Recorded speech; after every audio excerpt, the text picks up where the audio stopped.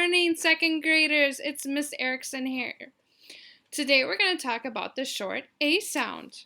What are some words that we can think of that starts with the letter A? I know. Apple. Apple. Let's say it together. Apple. Now your turn. Good job. Alligator starts with the letter A. Alligator.